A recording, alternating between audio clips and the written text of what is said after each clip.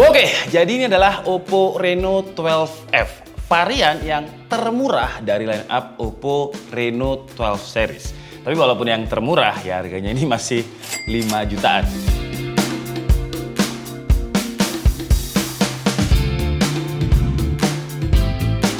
Chipsetnya juga bukan yang paling kenceng di kelasnya, 5 jutaan dapatnya MediaTek Dimensity 6300. 5 jutaan itu yang varian 12GB 256 ya. Kalau kalian cari yang 12512 harganya 6 juta. Kalau kita bandingkan dengan kompetitornya di kelas harga yang sama, contohnya kayak Poco F6 itu 5,5 juta, kita dapatnya 512.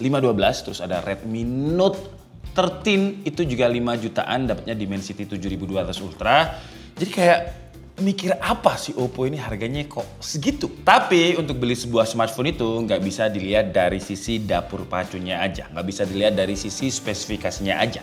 Karena si Oppo Reno 12F ini menawarkan berbagai fitur yang di HP lain itu nggak ada. Untuk desain, layar, spesifikasi, dan performa kita bahas nanti aja. Kita bahas dulu apa yang ditawarkan sama Oppo yang nggak ada di HP 5 jutaan lainnya. Oppo menawarkan fitur AI Studio, yang ini sebenarnya mirip-mirip sama Samsung Galaxy AI tapi beda style. Jadi ada beberapa template yang bisa kita pakai, bisa single, bisa grup dengan 2 orang, dan AI-nya ini akurat sih. Mukanya itu bener-bener mirip dengan kita. Dan ada template stiker juga yang kita bisa pakai buat kirim stiker ke WhatsApp. Tapi ngomongin AI ini, kayaknya emang AI ini mahal deh. Saya belum pernah nemuin HP Android yang pakai AI yang menjanjiin gratis seumur hidup. Contohnya kayak Vivo juga nggak gratis, Samsung juga sampai 2025. Dan si Oppo kalau kita lihat di AI Studionya itu juga kayak semacam pakai poin. Tiap kita generate itu butuh 10 poin dan kita dapatnya 5.000 poin. Dan kalau misalkan poinnya itu habis, saya cari di settingannya juga nggak tahu kita beli poinnya di mana. Mungkin kalau misalkan kita daftar akun Oppo yang berbeda, akun email yang berbeda bisa nambah 5.000 lagi. Mungkin ya, tapi itu saya belum coba sih. Terus juga ada AI Eraser 2.0. Ini versi yang lebih advance. Karena biasanya kalau kita pakai AI Eraser dan kita mau menghilangkan orang-orang yang ada di bagian belakangnya, itu harus di circle dulu. Circle jadinya Samsung. Harus diseleksi dulu. Dan itu butuh waktu dan kadang yang nggak pas gitu seleksinya. Nah di AI Eraser 2.0-nya Oppo, kita bisa langsung kayak scanning, jadi orang-orang di belakang kita itu langsung diseleksi otomatis sama dia dan otomatis langsung hilang. Dan dengan scanning selection-nya ini jelas memangkas waktu biar lebih efisien. Terus juga ada AI Link Boost. Link Boost di ponsel Oppo itu adalah fitur yang kayak dirancang mengoptimalkan koneksi internet. Jadi kalau misalkan sinyal WiFi kita itu lebih buruk dibandingkan sinyal data kita, itu bakalan dipindah ke data. Dan sebaliknya kalau misalkan WiFi-nya lebih kenceng, dia bakalan diubah ke WiFi. Jadi mana yang lebih kenceng dengan AI Link Boost-nya ini. Terus juga ada Beacon Link. Beacon Link ini bisa telepon tanpa sinyal, tapi cara kerjanya bukan kayak satelit kayak punyanya iPhone, tapi ini pakai Bluetooth. Karena pakai Bluetooth, jadi range jaraknya nggak bisa jauh-jauh. Tapi situasi kayak gini, ya mungkin kepakainya bakalan jarang, tapi ya kalau misalkan kondisi tertentu bakalan kepake. Contohnya kalau misalkan kita di pesawat sama teman kita, yang kursi kita sama teman kita itu beda. Nah kita bisa teleponan pakai Bluetooth. Atau kalau di rumah misalkan WiFi mati, lampu mati, terus nggak ada kuota, kita juga bisa telepon orang rumah pakai Beacon Link-nya ini selama range jarak Bluetooth-nya itu masih tercapai. AI lain juga mirip-mirip kayak punyanya Samsung ya, beda nama dan beda style aja. Contohnya kayak ada AI Recording yang bisa bikin voice recording jadi teks, meeting nggak mungkin ketinggalan, dan enaknya nggak kayak punyanya Samsung. AI Recorder-nya di Oppo ini kita bisa buka Play YouTube, terus kita buka 2 aplikasi dengan cara Oppo itu ColorOS ya, tinggal di slide aja dari atas, dan bagian bawahnya itu Open Recorder. Jadi enaknya kita bisa ngerekam video hanya dengan satu device. Kalau Samsung nggak bisa untuk ngeplay YouTube dan juga recording secara bersamaan. Fitur lainnya mirip sih ya, kayak AI Summary buat rangkum artikel panjang, ada AI Writer buat bantuin nulis caption, ada email atau pesan, ada AI Speak juga buat bacain artikel kalau misalkan kita lagi males baca artikel atau mungkin kita lagi kerja, terus AI-nya suruh bacain artikel,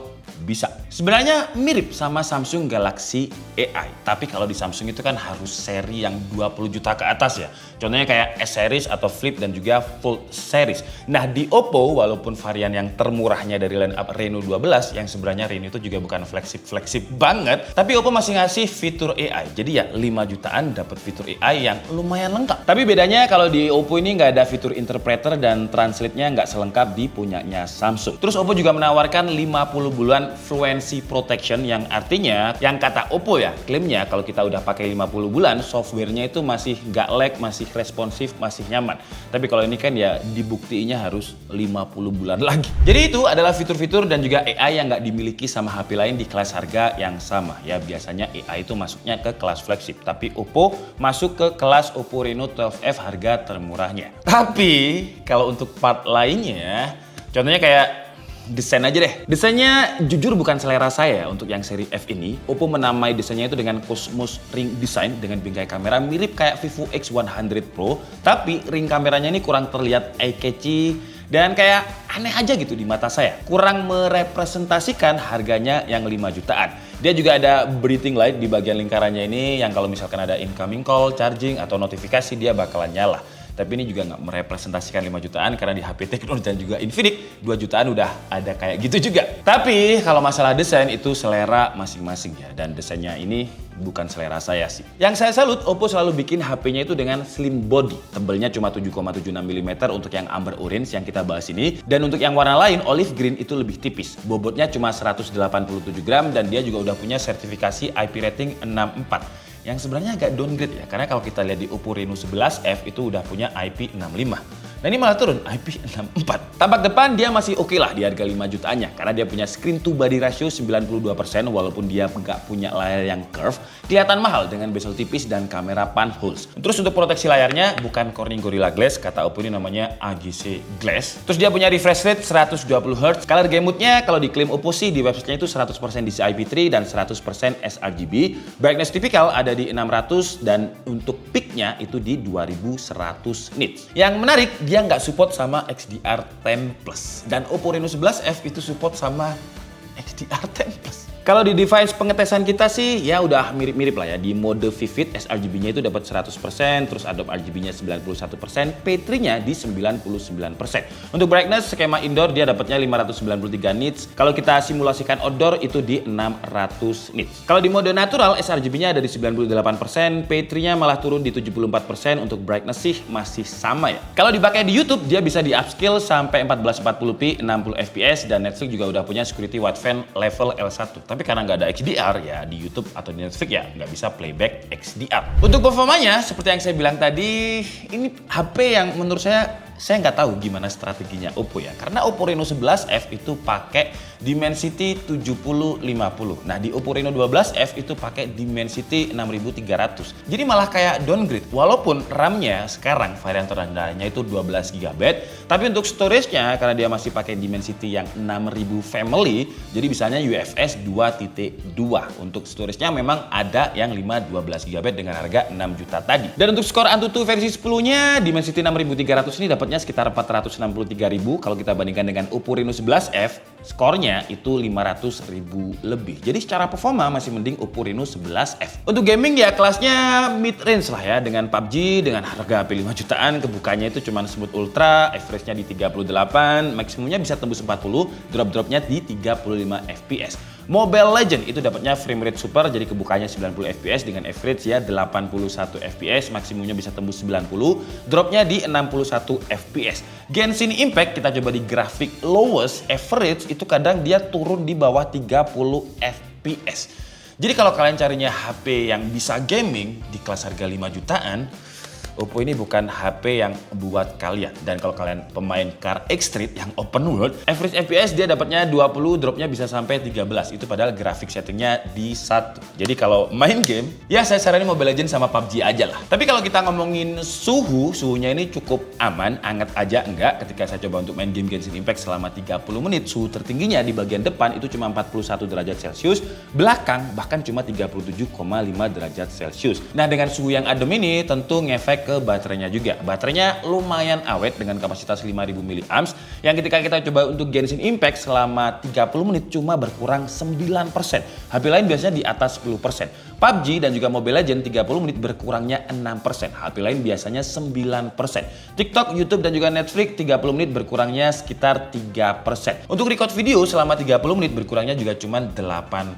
Jadi awet. Untuk ngecas dia punya fast charging yang downgrade juga dari Oppo Reno 11F. Oppo Reno 11F itu 67 watt Super VOOC, sementara Oppo Reno 12F itu di 45 watt. Jadi ngecas 10 ke 100%, dia butuh waktu sekitar 1 jam lebih. Ya masih oke lah walaupun downgrade. Lanjut kita bahas kamera. Kameranya untuk main itu di 50 megapiksel, ada ultrawide. Harga segini kalau nggak ada ultrawide parah sih ya. Ultrawide-nya 8 megapiksel, ada kamera makro 2 megapiksel, dan ya sayangnya dia nggak punya kamera tele. Dan untuk kemampuan record videonya, mungkin ini karena chipsetnya juga ya, karena di Oppo Reno 11F itu baik kamera depan dan juga belakangnya udah support sama 4K 30 fps. Sedangkan di Oppo Reno 12F, kamera depannya itu cuma support 1080p 30 fps dan belakang cuma 1080p 60 fps. Nggak bisa 4K. Untuk kualitas fotonya di harga 5 jutaan masih oke lah. Ultrawide-nya dan mid range masih bagus, main kameranya warnanya natural, dan untuk zoom-nya pun detailnya juga masih dapat. Cuman di beberapa skenario ultrawide-nya ini lebih gelap ketimbang main, tapi itu wajar. Dan kalau dibuat untuk foto orang, skin tone-nya terlihat natural, nggak terlalu yang kayak di boost AI banget. Untuk selfie kameranya dia ada dua pilihan, bisa wide dan bisa zoom 1 kali, dan hasilnya sih masih oke ya. Botaknya Ari di sini juga masih kelihatan, sampai minyak-minyaknya juga kelihatan. Untuk foto objek kayak bunga, warnanya juga natural, aman, nggak ada masalah. Untuk foto langit di ultrawide-nya pun dynamic range masih kelihatan bagus. Untuk selfie videonya kalau fokus ke muka, ya langitnya itu jadi nggak kelihatan kayak blown out, jadi terlalu highlight. Dan agak masih geter-geter ya, walaupun digunakan untuk jalan pelan, dia masih lumayan geter-geter. Tapi kalau untuk warnanya masih oke, skin tone masih terlihat natural, coklat-coklatnya natural, tapi kalau digunakan untuk gerak-gerak, kadang exposure-nya juga masih kurang stabil, masih naik turun. Untuk kamera belakangnya ya mentoknya di 1080p 60 fps, kalau untuk stuttering sih aman, dia smooth, tapi ya seperti yang kalian lihat hasilnya lumayan shaky, lumayan gempa, dan agak ada jitter-jitternya. Padahal ini kita udah jalan lumayan pelan ya. Dan kalau misalkan digunakan untuk zoom, saya saranin sih kita stay aja ya, karena ya shaky-nya itu lumayan banget.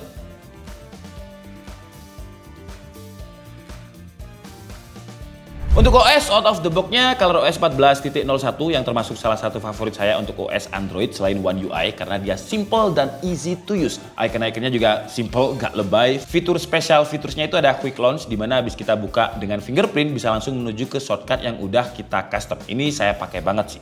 Terus ada smart sidebar dan beberapa opsi untuk multitasking, ada file dock juga, tapi file dock ini juga ada di HP lain, di Realme itu juga ada file dock. Fitur lain kayak NFC jelas ada, fingerprint under display ada, sensor-sensor juga lengkap, Wi-Fi dia pakai Wi-Fi 5, Bluetooth-nya pakai Bluetooth versi 5.3, audionya juga udah stereo dengan fitur gimmicknya dengan ultra mode yang dimana dia volumenya itu bisa sampai 300%. Tapi memang lebih kenceng dan ketika kita pakai di fitur 300%-nya, suaranya itu nggak gembrek.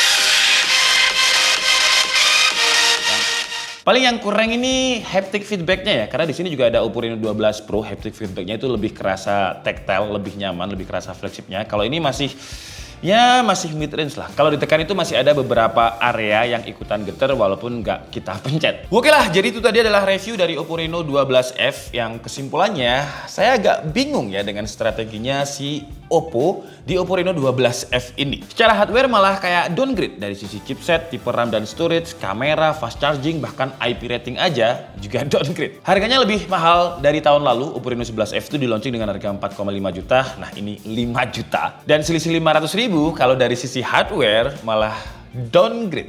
Cuman memang sekarang kita itu hidup di zamannya AI ya. Dan kayaknya memang di zaman per AI-an ini, smartphone di seri tertentu, itu contohnya kayak Samsung Galaxy Z Fold 6, secara hardware dia juga nggak upgrade banyak, tapi AI-nya banyak.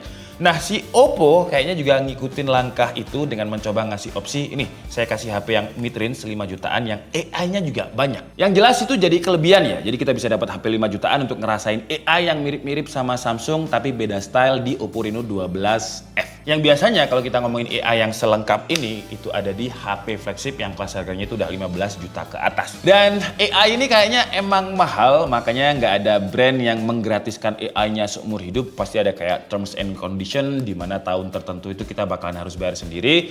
Dan si Oppo pun juga harus pakai kayak Star Balance, kalau misalkan itu habis kita juga nggak bisa beli, tapi nggak tahu nanti ke depannya kayak gimana. Nah sekarang pertanyaannya, kalau kalian punya Oppo Reno 11F, apakah wajib untuk upgrade ke Oppo Reno 12F? Kalau menurut saya, kalau kalian udah puas dengan performanya Oppo Reno 11F, ya nggak usah upgrade sih. Upgrade ke Reno 12F kalau memang kalian butuh sama AI-nya. Karena saya nggak yakin kalau AI-nya ini bakalan diturunin ke seri bawahnya. Karena kalau misalkan diturunin ya lebih mending Oppo Reno 11F dong, dengan secara hardware dia lebih oke, terus dapat AI juga, kan jadinya malah ya mending Oppo Reno 11F gak sih? Dan kalau kalian butuh AI-nya yang memang AI-nya ini enak kalau buat kerja, bisa lebih cepet, ya wajib upgrade ke Oppo Reno 12F. Karena bisa dibilang ini termasuk salah satu HP 5 jutaan yang fitur AI-nya lengkap dibandingkan brand lain. Saya Dika Budi and see you on the next video. Bye-bye.